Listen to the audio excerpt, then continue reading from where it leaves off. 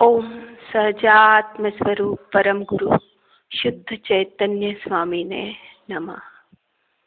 दिव्य आपके स्वच्छ ज्ञान में, दिव्य आपके स्वच्छ ज्ञान में लोकालोक झलकता है, लोकालोक झलकता है। निज स्वरूप में लीन अति, निज स्वरूप में लीन अति, तू न किसे अपनाता है, तू न किसे अपनाता है। हे आत्मन, सबको राजी करने की सोचना व्यर्थ है। सबकी चिंता छोड़कर आत्म शांति की प्रमुखता रखना योग्य है। हम किसी को खुश कैसे कर सकते हैं? कोई किसी को न तो खुश कर सकता है और न दुखी कर सकता है। मात्र यह एक भ्रम है कि उसने मुझे दुखी किया, उसने मुझे वैसा किया, सिर्फ भ्रम ही है। तो हमें तो पर की चिंता को छोड़कर अपनी आत्म शांति की और दृष्टि करना। अरे मैं अपनी आत्म शांति, अपने चैतन्य स्वभाव, अपने ज्ञायक की ओर दृष्टि करूंगा तो शांत ही शांत, शांत शांत शांत स्वयं सम्यक दृढ़ता ही हमें अपने पथ में अग्रसर होने में सहायक होगी। यही हमारा पथदर्शक बनता रहेगा और उसी पथ पर हमें आगे बढ़ते रहना। तो हमें अपनी मंजिल पास आती दिखाई देगी।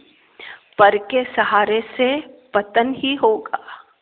उन्नति तो स्वावलंबन से ही संभव है। पर कौन किसको सहारा देगा? किसकी शरण? नहीं, मुझ त्रिलोकीनाथ, मुझ त्रिकाली ध्रुव तत्व की शरण ही मेरे लिए उत्तम है। पर के सहारे से तो मेरा पतन हो जाएगा। तो हमें तो अपने स्वावलंबन की ओर ही अग्रसर होना है। व्यर्थ मानसिक विकल्पों से बचने के लिए संकोच छोड़कर अपना निर्णय स्पष्टतः, सविनय, प्रेम पूर्वक, दृढ़ता से प्रकट करना चाहिए। मानसिक संकल्प विकल्प ये तो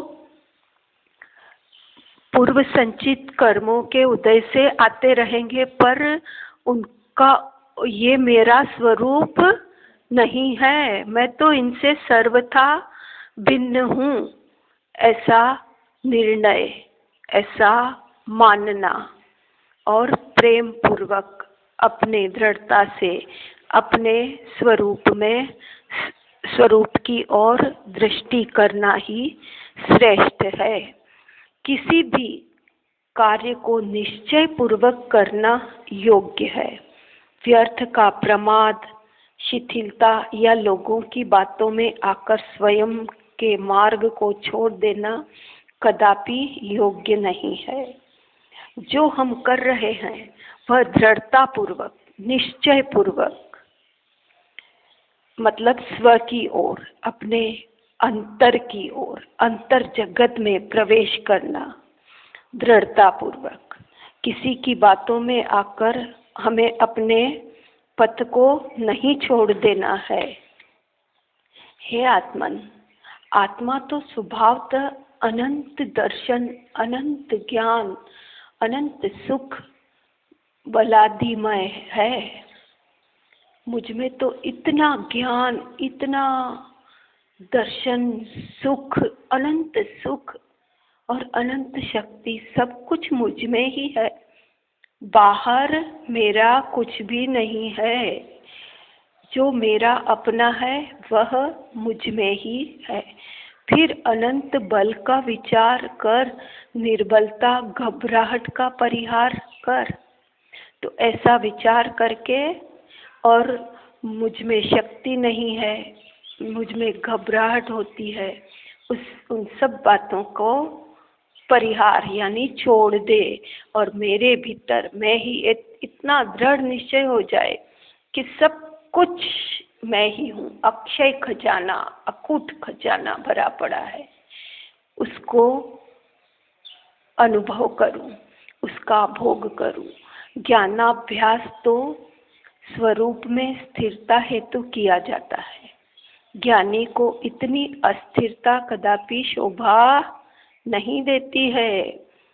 किसके लिए? स्वरूप में स्थिरता के लिए ही ज्ञानाभ्यास किया जाता है ना, क्योंकि मैं तो ज्ञानानंदमय ही हूँ, ज्ञानमय ही हूँ और अनंत ज्ञान मुझ में है।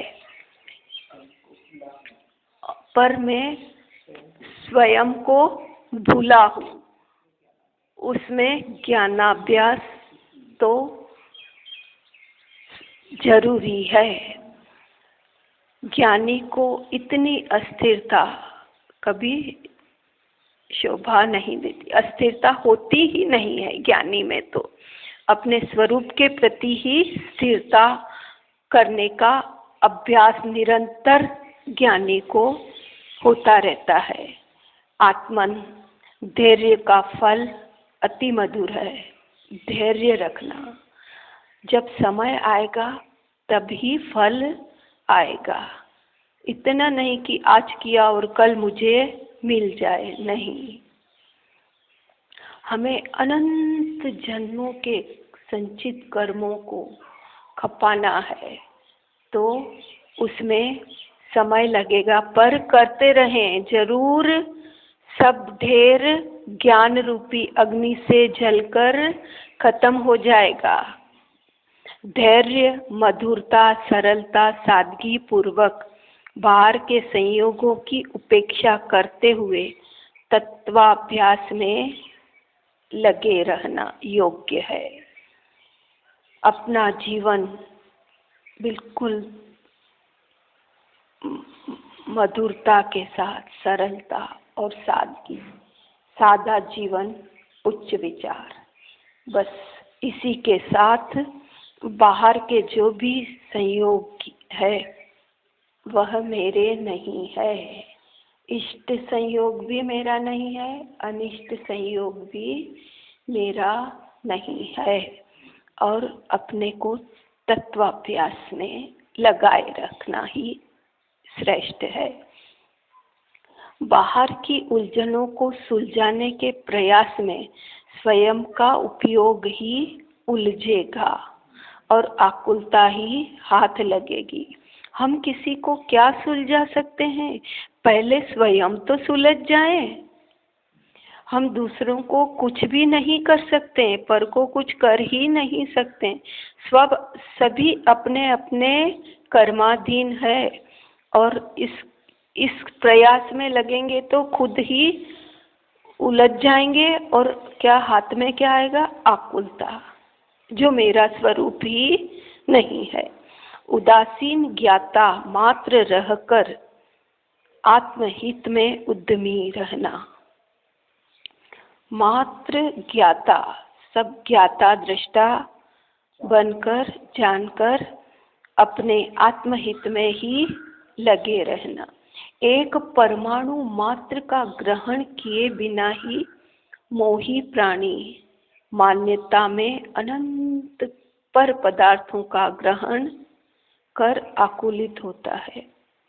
भले किसी का भी ग्रहण नहीं किया और इतना मोह प्रबल, वह प्राणी अपने कितने अनंत पदार्थों को ग्रहण कर लेता है और हाथ में क्या लगता है? आकुलता और व्याकुलता, छटपटाहट, और दुखी होता है।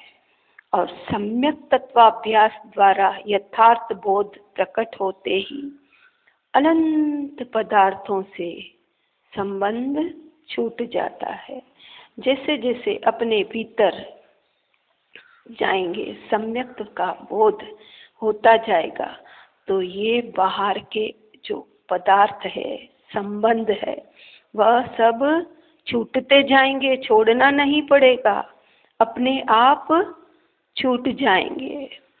तब सहज ही मुक्ति मार्ग में प्रविष्ट हो सहजानंद की ओर अग्रसर होता जाता है।